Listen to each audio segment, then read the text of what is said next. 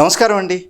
So ఈరోజు మనకు ఒక స్పెషల్ గెస్ట్, అదే వెల్త్ క్రియేషన్ ఎలా చేయాలి అండ్ వెల్త్ క్రియేషన్ గురించి ఒక అవేర్నెస్ అనేది మనకి సొసైటీలో ఇవ్వడానికి మన ముందుకు ఈ ప్రోగ్రాంకి వచ్చినటువంటి నరేంద్ర గారిని ఆహ్వానిస్తున్నాను. నరేంద్ర గారు నమస్కారం అండి. నమస్తే అండి. సో ఎంతోమంది యువత స్టడీస్ కంప్లీట్ చేసిన తర్వాత ఏం చేయాలి అనేటువంటి ఆలోచనలోనే ఎక్కువ టైంని వృధా చేస్తూ ఉంటారు. సో అలా కాకుండా మీరు ఆ స్థాయి నుంచి దాటి స్వతహాగా ఒక కంపెనీని ఎస్టాబ్లిష్ చేసి ఆ కంపెనీని ఒక సక్సెస్ఫుల్ స్థాయికి తీసుకొచ్చి మీరు ముందుకు నడిపిస్తున్నారండి. అట్ ద సేమ్ టైం ఏంటంటే, అసలు మీరు ఇంత చిన్న ఏజ్లో ఇంత సక్సెస్ఫుల్ జర్నీ స్టార్ట్ చేయడానికి మీరు ఎలా వచ్చారు అండ్ ఏంటి మిమ్మల్ని డ్రైవ్ చేసినటువంటి అంశాలు ఏంటి అనేది ఒకసారి తెలియజేస్తారా మా ప్రేక్షకులకి? అంటే చాలామంది సక్సెస్ అవ్వడానికి అందరూ అనుకునేది ఏంటంటే, నేను ఇలా డిజైన్ చేసుకున్నాను, నేను ఇలా ప్లాన్ చేసుకున్నాను కాబట్టి నేను ఇలా అచీవ్ చేశానని మాట్లాడుతూ ఉంటారండి. బట్ నా విషయంలో అలా ఏం జరగలేదు. It is completely destiny. So నాకు ఏ ఆపర్చునిటీ వచ్చినా దాన్ని నేను ముందు ఎన్కాష్ చేసుకోవడానికి ఐ టుక్ దట్ కాల్ అనమాట. ప్రతిసారి ఇది నేను చెయ్యొచ్చా, చేయకూడదా, ఇది ఫలితం ఉంటుందా, ఉండదా, దీని ఫ్యూచర్లో ఎలా స్కేల్ చేయొచ్చు, అలాంటి థాట్స్ ఏం లేవండి. ఇనీషియల్గా నా కెరీర్ అయితే కనుక అందరిలాగానే నేను నార్మల్ జాబ్తోనే నా కెరీర్ స్టార్ట్ అయింది. ఒక 10 years జాబ్ చేసిన తర్వాత ఆ మిడిల్లో వచ్చిన థాటే, ఈ జాబే ఎందుకు చేయాలి, నేను ఎందుకు బిజినెస్ స్టార్ట్ చేయకూడదు అన్న థాట్ వచ్చిందనమాట. అది రావడానికి రీజన్ కూడా ఏంటి అంటే, మాది బిజినెస్ బ్లడ్. బేసికల్గా నేను ఒక MBA చేయడానికి కారణం ఏంటంటే మా పేరెంట్స్. సో వాళ్ళు బాగా చదువుకోకపోవడం వల్ల, కొంచెం పిల్లలు బాగా చదువుకుంటే లైఫ్లో సెటిల్ అవుతారు, మనలాగా ఇబ్బంది పడాల్సిన అవసరం ఉండదు, వాళ్ళ పిల్లలు బాగా ఫ్యూచర్లో గ్రో అవుతారు అన్న ఉద్దేశంతో మమ్మల్ని చదివించారు. సో ఆ చదవటం తర్వాత ఫస్ట్ వచ్చిన థాట్ ఏంటి అంటే, అందరిలాగానే జాబ్ చేయాలా, బిజినెస్ చేయాలా అన్న థాట్ వచ్చినప్పుడు, మనం బిజినెస్ ఏం చేయగలుగుతాం, మనం బిజినెస్కి ఎట్లా సూట్ అవుతాం, మనకి ఎక్స్పీరియన్స్ లేదు కదా అన్న పాయింట్ ఆఫ్ వ్యూ నేను జాబ్ చూస్ చేసుకోవడం జరిగింది. సో ఒక ఫ్యూ ఇయర్స్ ఆ జాబ్ జర్నీ చేసిన తర్వాత వన్ ఫైన్ డే ఒక రియలైజేషన్ అనమాట. అందరికీ ఒక రోజు వస్తుంది కదా రియలైజేషన్కి, అలా ఒక రోజు రియలైజేషన్ రావడం జరిగింది. So from there I took the journey of business man అనమాట. ఓకే. సో మీరు ఈ క్రమంలో ఎంప్లాయీ నుంచి తర్వాత బిజినెస్ ప్లాట్ఫామ్లోకి వచ్చారు. సో మీరు స్టార్ట్ చేసినటువంటి మనవి వెల్త్, ఈరోజు ఆ మనవి వెల్త్ అనేటువంటి సంస్థని మీరు స్థాపించడానికి గల కారణము, అందులో మీరు మిమ్మల్ని ఇన్స్పైర్ చేసినటువంటి అంశం ఏంటండి? సో బేసికల్గా మనవి వెల్త్ అనేది నేను ఒక్కడనే కాదండి, నాకు ఒక పార్ట్నర్ ఉన్నారు. He was also the core reason and the main reason behind floating this company called మనవి వెల్త్. అండ్ మనవి అనగానే అందరికీ చాలా క్వశ్చన్స్ వస్తాయి, ఇది ఏంటి, మనిషి పేరా, ఇంకెవరైనా పేరా అని. మనవి అంటే ఒక విన్నపం అండి, ఇట్స్ ఆర్ రిక్వెస్ట్. ఆ రిక్వెస్ట్ ఏంటి అంటే, మా కంపెనీ ద్వారా మేము చెప్పాలనుకుంటుంది, మీరు ఫ్యూచర్ని మీరు అనుకున్న రీతిలో రీచ్ అవ్వాలి అనుకుంటే మీరు కూడా ప్లాన్ చేసుకోవచ్చు. ఆ ప్రాపర్ ప్లాన్ చేసుకోవడం వల్ల కూడా మీ ఫ్యూచర్ మీ చేతిలోనే ఉంటుంది అన్న విన్నపం చెప్పాలన్న ఉద్దేశంతో ఆ కంపెనీని ఆ పేరుతో ఫామ్ చేయడం జరిగిందండి. Very good. సో ఈ బిజినెస్ స్టార్ట్ చేయడానికి కోర్ రీజన్ ఏంటంటే, మనందరికీ తెలుసండి, మన సిస్టమ్ ఎట్లాంటిది అంటే, బాగా చదువుకోండి, మంచి లైక్ సీట్ వస్తుంది మీకు ఇంటర్మీడియట్ తర్వాత, లేకపోతే ఇంకా అంటే బెటర్గా వెళ్ళొచ్చు మీ లైఫ్లో అని చెప్పి బాగా చదువుకున్నాను మనం చెప్తా ఉంటారండి. రియాలిటీ ఏంటి అంటే, నార్మల్గా మన పరిస్థితులు ఎలా ఉంటాయి అంటే, we have been trained on how to earn money. డబ్బులు ఎందుకు సంపాదించాలి, ఎలా సంపాదించాలి, ఏం చేస్తే మంచి సంపాదన వస్తుంది, ఈ పాయింట్ ఆఫ్ వ్యూ మనని ట్రైన్ చేయడం జరిగింది, ట్యూన్ చేయడం జరిగింది. బట్ ఎక్కడాను మన లైఫ్లో సంపాదించిన సంపాదనను ఎలా సంపదగా మార్చొచ్చు అంటే, ఈ మనీ మేనేజ్మెంట్ స్కిల్స్ అనేది ఎక్కడ డిస్కస్ చేయడం జరగదండి, రేర్గా. అంటే నేను నా చిన్నప్పటి నుంచి నేను అబ్జర్వ్ చేసిన, ఇప్పుడు కాలేజెస్లో, ఇన్స్టిట్యూట్స్లో నేను చూసినా కూడా ఏంటి అంటే, ఎక్కడాను మీరు సంపాదించిన దాన్ని ఇలా ప్లాన్ చేసుకోవడం వల్ల దానికి ఒక మీనింగ్ క్రియేట్ అవుతుంది, మీ నెక్స్ట్ జనరేషన్కి మీ ప్లానింగ్ హెల్ప్ అవుతుంది అని ఎక్కడాను డిస్కస్ చేయడం జరగలేదు. సో ఈ కంపెనీని ఫామ్ చేసే ముఖ్య ఉద్దేశం కూడా ఏంటంటే, మనకి మనీ ఎర్నింగ్ స్కిల్స్తో పాటు మనీ మేనేజ్మెంట్ స్కిల్స్ కూడా అంతే ఇంపార్టెంట్ అని మా ఉద్దేశం అనమాట. So that is the main reason behind floating this firm. Okay. So మనవి వెల్త్ మీరు చేసినప్పుడు మీకు అంటే మీరు ఈ స్థాయిలో మీకు సక్సెస్ వస్తుంది అండ్ తర్వాత మీరు ఇన్ని బ్రాంచెస్ మీరు క్రియేట్ చేస్తారు అని చెప్పి మీరు ఒక గోల్ పెట్టుకొని ఏమైనా స్టార్ట్ చేశారా?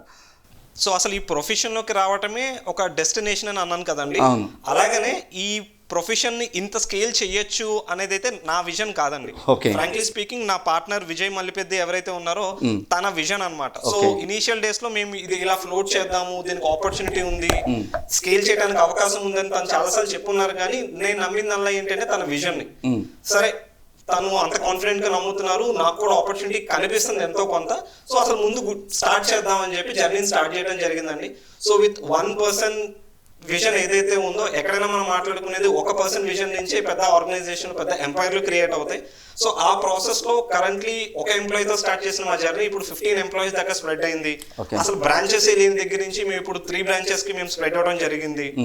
సో ఓకే, సో మీరు ఈ బిజినెస్లోకి అంటే ఒక ఎంప్లాయీ స్థాయి నుంచి ఒక బిజినెస్ మెన్గా మారటానికి ఒక రకంగా విజయ్ మల్లిపెద్ది గారు మీ ఇన్స్పిరేషను, మీ మోటివేటర్ అని చెప్పేసి అనుకోవచ్చా? ఖచ్చితంగా. సో ఇలా చేస్తున్నటువంటి క్రమంలో మీరు అంటే జస్ట్ మీ ఫ్యామిలీ బ్యాక్గ్రౌండ్ ఏంటి, అంటే జస్ట్ మీ పేరెంట్స్ ఏం చేస్తున్నారు, మీరు ఎక్కడ పుట్టారు, ఏమిటి ఒకసారి కొంచెం తెలియచేస్తారా? సో ఇది పెద్ద సినిమాటిక్ లా ఉండదండి నేను చెప్పేది. సో ఐడియల్లీ చెప్పాలంటే మా parents were below middle class family అనమాట మాది. సో గుంటూరు డిస్ట్రిక్ట్ లో they were born and brought up. So తర్వాత వ్యాపార దృష్ట్యా విజయవాడ రావడం జరిగింది. సో వాళ్ళకున్న ఒకటే అంబిషన్ ఏంటంటే, నేను చదువుకోలేదు కాబట్టి ఇంత కష్టపడి వ్యాపారం చేయాల్సి వస్తుంది, సో మా పిల్లలు ఇలాంటి పరిస్థితి వాళ్ళకి రాకూడదు, సో ఏదేమైనా సరే వాళ్ళని బాగా చదివించాలి, ఇది మా పేరెంట్స్ విజన్ అనమాట. సో దానికి తగ్గట్టు వాళ్ళు పడాల్సిన కష్టం అంతా పడ్డారు, చదివించారు. అండ్ చదివించిన తర్వాత కూడా సిన్స్ నేను చెప్పాను కదండి, వాళ్ళకి ఎటువంటి బ్యాక్గ్రౌండ్ లేదు, ఇది చదివితే ఇలా అవుతారు, ఇలా చదివితే ఫ్యూచర్ ఇలా బాగుంటుంది అన్న ఏం లేదు. సో వాళ్ళు నమ్మింది ఏంటంటే బాగా చదువుకుంటే బాగా సెటిల్ అవుతారు, ఇది ఒకటే నమ్మారు. అండ్ దానికి తగ్గట్టు వాళ్ళు నాకు ఇచ్చిన థింగ్ ఏంటి అంటే ఫ్రీడమ్ అండి. సో వాళ్ళు నేను ఏం చెప్పినా సరే నువ్వు ఆలోచించుకొని డెసిషన్ తీసుకో, అది నీకు బాగుంటుంది అనిపిస్తే చేద్దాం, ఎందుకంటే మాకు ఇవేం ఎక్స్పీరియన్స్ లేదు, సో ఇది చేస్తే ఏమవుతుంది అని మాకు తెలియదు. సో ఆ ఫ్రీడమ్ ఇవ్వటం, దానికి తోడు నాకు ఎవరైతే నా ఫ్రెండ్స్ దొరికారో వాళ్ళు కూడా ప్రాపర్ గా నన్ను గైడ్ చేయటం, సో వల్ల నేను ఇటు రావడం జరిగిందండి. సో ఒకటే మేము నమ్మేది ఏంటి అంటే, whenever you are given a freedom or an opportunity, దాన్ని ఎక్స్ప్లాయిట్ చేయకుండా, దాని కనుక మనం ఇవాళ ఆ ఫ్రీడమ్ రావడానికి, వాళ్ళ మాటలు మాట్లాడడానికి ఎంత కష్టపడి మనకి చెప్పారు అనేది గుర్తు తెచ్చుకుంటే మాత్రం డెఫినెట్లీ మీరు నెక్స్ట్ లెవెల్కి మీ లైఫ్లో వెళ్తారండి, అది నేను నమ్ముతాను. ఓకే, సో పేరెంట్స్ నుంచి మీకు ఫుల్ ఫ్రీడమ్ ఉంది, కానీ ఇన్స్పిరేషన్గా తీసుకొని విజయ్ మల్లిపెద్ది గారితో మీరు కోఆర్డినేట్ అయ్యి ఆయనతో మీరు పార్ట్నర్షిప్గా జాయిన్ అయ్యి ఈ ఫీల్డ్లో దాదాపు ఒక 23 ఇయర్స్ నుంచి ఉన్నారంటే ఈ ఫీల్డ్లో, అంటే విజయ్ మల్లిపెద్ది గారు మీరు.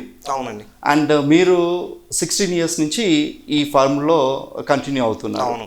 సో అయితే ఇంత చిన్న ఏజ్లో ఈ కంపెనీని ఇంత ఎస్టాబ్లిష్మెంట్ చేసి, అంటే why you chosen this mutual fund industry? అంటే చాలా రకాల ఇన్వెస్ట్మెంట్ చేసేటువంటి పద్ధతులు ఇండియాలో చాలానే ఉన్నాయండి. సో అయితే ఆ పద్ధతులన్నీ కాదనుకొని వై మీరు మ్యూచువల్ ఫండ్ ఇండస్ట్రీని మీరు ఎందుకు సెలెక్ట్ చేసుకున్నారు, దానికి కారణం ఏంటి, దాన్ని మిమ్మల్ని డ్రైవ్ చేసేటువంటి అంశం ఏంటండి? సో ఇందాక నేను చెప్పినట్టు ఈ ప్రొఫెషన్లోకి రావడమే ఒక destination, it was not design. అలాగనే మ్యూచువల్ ఫండ్ అనే ప్రోడక్ట్ ని మేము స్కేల్ చేయగలుగుతాము, మ్యూచువల్ ఫండ్స్ మా ఫ్యూచర్ అవుతుంది, మ్యూచువల్ ఫండ్స్ లో జనాలకి ఇంత హెల్ప్ అవుతుంది అన్న ఇంటెన్షన్, ప్లానింగ్, బ్లూ ప్రింట్ అయితే ఏం లేదండి స్టార్ట్ చేసినప్పుడు. But once we get into this profession, then we thought, అంటే ఇందాక నేను చెప్పినట్టు మనీ ఎర్నింగ్ స్కిల్స్ అందరికీ ఉన్నాయి, but money management skills, so సంపాదించిన దాన్ని ఎక్కడ ప్లాన్ చేయాలి, ఎలా ప్లాన్ చేయాలి, ఏ ప్రొడక్ట్ అయితే సూట్ అవుతుంది, చాలా చాలా తక్కువ మందికి తెలుసండి. ఎందుకంటే మనకి ఎప్పుడు చూసినా సరే మన ఎక్స్పీరియన్స్ ఏం చెప్తుంది అంటే, వినడానికి ఎస్పెషల్లీ ఇన్వెస్ట్మెంట్స్ రిలేటెడ్ వాటిల్లో మనం పెద్ద ఇంట్రెస్ట్ చూపించాం అనమాట. ఎందుకు చూపించామంటే మనకు అర్థం కాదు, అది ఏం చూసినా ఏం చదివినా ఏమో చెప్తారు, సో బెటర్ ఏంటంటే ఎక్కడ సంతకాలు పెట్టాలో చెప్పండి, సో మేము సైన్ చేస్తాం, ఏం వస్తుందో మాకు చెప్పండి అన్న ఎక్స్పీరియన్సెస్ మేము ఫస్ట్ లో బాగా వినేవాళ్ళం అనమాట.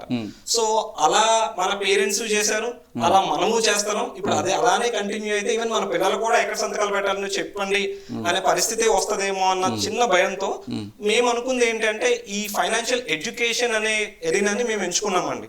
అంటే జనాల్ని కనుక మాకున్న నాలెడ్జ్తో మాకున్న ఎక్స్పీరియన్స్తో వాళ్ళని రైట్గా గైడ్ చేయగలిగితే అట్లీస్ట్ వాళ్ళు బెటర్ డెసిషన్ తీసుకోవడంతో పాటు వాళ్ళ ఫ్యామిలీ ఫ్యూచర్ కూడా బెటర్గా మారుతుంది అనే ఒక ఉద్దేశంతో we have started this journey అండి. ఓకే, సో మీరు విజయ్ మల్లిపెద్ది గారు చేస్తున్నటువంటి ఈ జర్నీలో వాట్ మేడ్ యూ కంఫర్టబిలిటీ, అంటే జస్ట్ ఒక మంచి స్కేలబుల్ బిజినెస్ని ఆ స్కేలబుల్లోకి తీసుకురావడానికి ఉపయోగపడినటువంటి అంశాలు ఏమున్నాయి? అంటే business scalability point of view వచ్చేసరికి ఒక చిన్న విషయం ఏంటంటేనండి, ఏ బిజినెస్ అయితే మీకు మాత్రమే కాకుండా ప్రపంచానికి నేచర్కి హెల్ప్ అవుతుందో డెఫినెట్లీ అది ఆటోమేటిక్గా స్కేల్ అవుతుందండి. సో మనం నమ్మాల్సింది ఏంటి అంటే మనం ఎథికల్గా పని చేస్తున్నామా అండ్ మన ప్రిన్సిపల్స్కి మనం అగెనెస్ట్గా వెళ్లకుండా పని చేస్తున్నామా అనేది మీరు నమ్మితే మాత్రం ఏ బిజినెస్ అయినా మీరు స్కేల్ చేయొచ్చండి. సో అది మేము గట్టిగా నమ్మాము కాబట్టి we were able to scale. Okay okay okay then ఇప్పుడు మీ దగ్గర ఎంతమంది ఎంప్లాయీస్ ఉన్నారో తెలుసుకోవచ్చండి? ఎక్కడెక్కడ బ్రాంచెస్ ఉన్నాయో తెలుసుకోవచ్చు? ఓకే, సో కరెంట్లీ మాకు 3 బ్రాంచెస్ ఉన్నాయండి. ఒకటి Vijayawada, second Hyderabad and third Visakhapatnam. So 15 employees మా టీమ్ స్ట్రెంత్ అనమాట. సో ఈ టీమ్ స్ట్రెంత్లో కూడా మేము చూసేది ఏంటి అంటే ఇప్పుడు మేము ఎలా అయితే మా కస్టమర్స్ని కానీ మా ఇన్వెస్టర్స్ కానీ ఎడ్యుకేట్ చేయడం వల్ల వాళ్ళు ఫైనాన్షియల్గా బెటర్ లైఫ్ని లీడ్ చేయొచ్చు, వాళ్ళు అనుకున్న రెస్పాన్సిబిలిటీస్ మీట్ అవ్వచ్చు అని మేము అనుకుంటున్నాము. అదేవిధంగా ఈవెన్ మా ఎంప్లాయీస్ ఆర్ మా ఫస్ట్ కస్టమర్స్ అనమాట. సో వాళ్ళని కూడా వాళ్ళకి బెటర్ లైఫ్ ఇవ్వటం, అంటే మనవి వెల్త్ అనే ప్లాట్ఫామ్ ద్వారా వాళ్ళ ఫ్యామిలీస్ కూడా హ్యాపీ ఉండాలి అనుకోవటం ఒక చిన్న, ఎలా చెప్పచ్చు అంటే ఒక మంచి మోటో తోటి మీరు స్టార్ట్ చేశారు. సో అయితే మీకు ఈ జర్నీలో 23 years ఆఫ్ మ్యూచువల్ ఫండ్ ఇండస్ట్రీలో ఎన్నో మార్కెట్లో చాలా ఫ్లక్చుయేషన్స్ ఇట్లాంటివన్నీ కూడా చూసి ఉంటారు. అవునండి. సో మీరు క్లయింట్స్ని అక్వైర్ చేసేటువంటి క్రమంలో చాలామంది మీ దగ్గర కొంచెం అంటే ఎక్కువ రిటర్న్స్ తీసుకొని బాగా సాటిస్ఫై అయినటువంటి సందర్భాలు, అంటే మేము ఇచ్చినటువంటి ఫైనాన్షియల్ అవేర్నెస్ వల్ల సో వాళ్ళు ఎక్కువ వెల్త్ క్రియేట్ చేసుకొని వెళ్ళినటువంటి సందర్భాలు, తర్వాత ఏమైనా ఆటుపోట్లు ఎదుర్కొన్నటువంటి సందర్భాలు? సో జనరల్గా బిజినెస్ అంటేనే ఆటుపోట్లు ఉంటాయండి. So without that volatility, without that fluctuations A business run అవుతుంది. దట్ ఎస్పెషల్లీ మా మ్యూచువల్ ఫండ్స్ లాంటి ప్రోడక్ట్ లో అందరికీ తెలిసింది ఏంటంటే మార్కెట్స్ మీదనే అంతా ఆధారపడి ఉంటుంది. సో మార్కెట్స్ బాగుంటేనే ఇన్వెస్ట్మెంట్స్ గ్రో అవుతాయి, మార్కెట్స్ బాగుంటేనే మా ఫ్యూచర్ మన రెస్పాన్సిబిలిటీస్ మీట్ అవ్వగలుగుతాం అన్న కన్సెప్షన్ అందరికీ ఉన్నదండి. బట్ మేము నమ్మేది ఏంటంటే ఇక్కడ రిటర్న్ అనేది బై ప్రొడక్ట్ అండి. ఓకే, సో రిటర్న్స్ కోసం మేము మ్యూచువల్ ఫండ్స్ రికమెండ్ చేయము. మ్యూచువల్ ఫండ్స్ మేము ఎలా చూస్తాము అంటే దీన్ని ఒక సొల్యూషన్ లాగా చూడమని చెప్తామండి. అందరూ నమ్మేది ఏంటంటే డబ్బులు ఎక్కువ పెరగాలంటే మ్యూచువల్ ఫండ్స్ లో డబ్బులు పెడితే కనుక డబ్బులు బాగా పెరుగుతాయని నమ్ముతారండి. ఓకే, అది కూడా ఒక ఎక్స్టెంట్ వరకు కరెక్టే.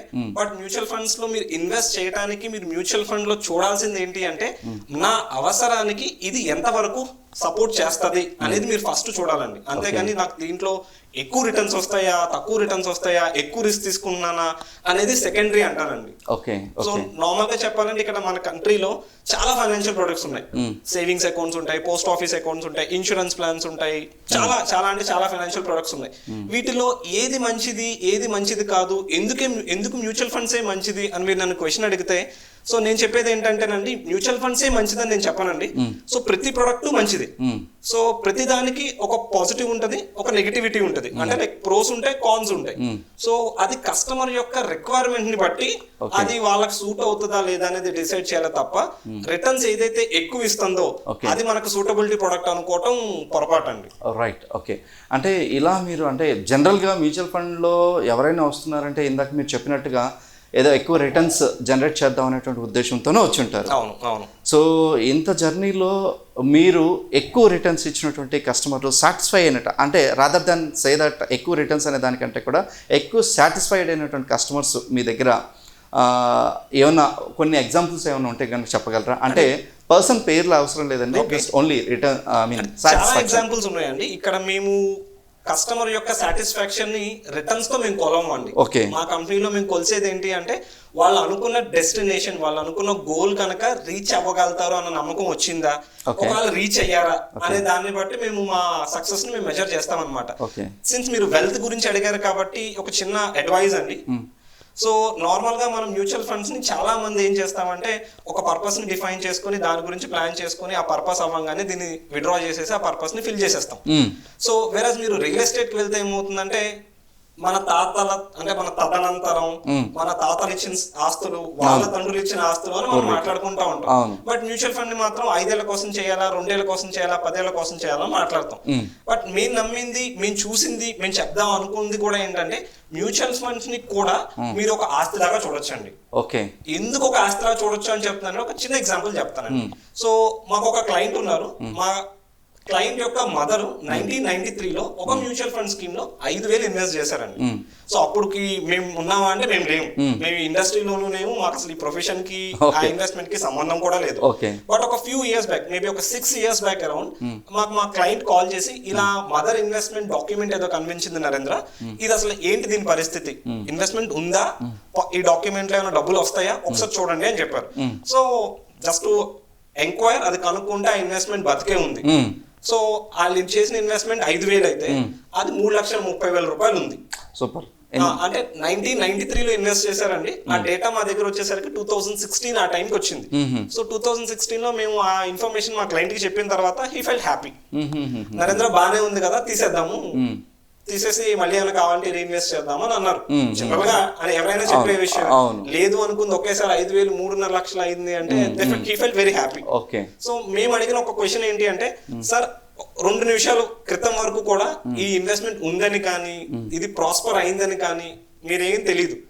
సో ఇది లేదని అనుకోండి, సో దాన్ని కంటిన్యూ చేద్దాం. సో దానికైనా సరే మా మీద ఉన్న రెస్పెక్ట్ తోనో మేము ఇచ్చిన ఎక్స్పీరియన్స్ తో ఆయన అన్న మాట ఏంటంటే, సరే నీకు ఎలా నచ్చితే అలా చేయి నరేంద్ర అన్నారు. బట్ ఇంకొక క్వశ్చన్ ఏమన్నారంటే, ఇది తీసేసి ఇంకేమైనా బెటర్ దాంట్లో వేసేద్దామా అనే క్వశ్చన్ కూడా వేశారు. నేను చెప్పింది ఒకటేనండి, సార్ మీరు ఇక్కడ ఏం చేయొద్దు, దాన్ని అలా వదిలేయండి, అది లేదనే అనుకోండి, నాకు ఫోన్ చేయలేదని అనుకోండి, బట్ నేనైతే దాన్ని ట్రాక్ చేస్తా ఉంటాను, మీకు దాని ప్రోగ్రెస్ చెప్తా ఉంటానని చెప్పాను అనమాట. So to our surprise today even market ఇప్పుడు కొంచెం అన్సర్టైన్ ఉంది, ఆల్మోస్ట్ 1.5 నుంచి 10% దాకా డౌన్ లో ఉంది. ఇప్పటికి ఇవాళ ఆ 5,000 రూపాయల ఇన్వెస్ట్మెంట్ వాల్యూ 7.5 lakhs ఉందండి.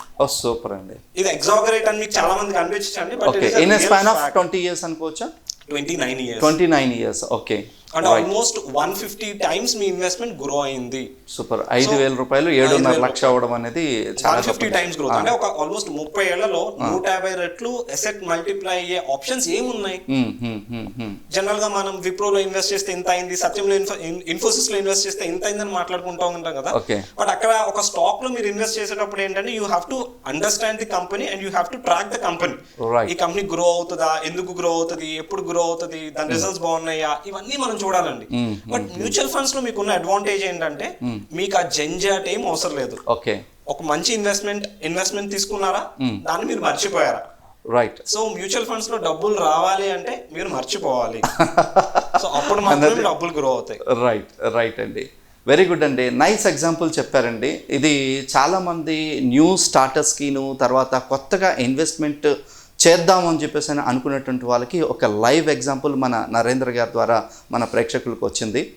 థ్యాంక్ యూ అండి నరేంద్ర గారు. ఇంత చక్కని ఎగ్జాంపుల్ మీరు మా ప్రేక్షకులకి అందించినందుకు, మీ విలువైనటువంటి సమయాన్ని మా ప్రోగ్రామ్కి స్పెండ్ చేసినందుకు చాలా సంతోషం అండి. Thank you for watching business Mantra channel అండి. ఇలాంటి మరెన్నో సక్సెస్ఫుల్ వీడియోస్ మీరు చూడాలంటే ఈ ఛానల్ని చూసి లైక్ చేసి సబ్స్క్రైబ్ చేసి షేర్ చేయండి. చూస్తూనే ఉండండి బిజినెస్ మంత్ర.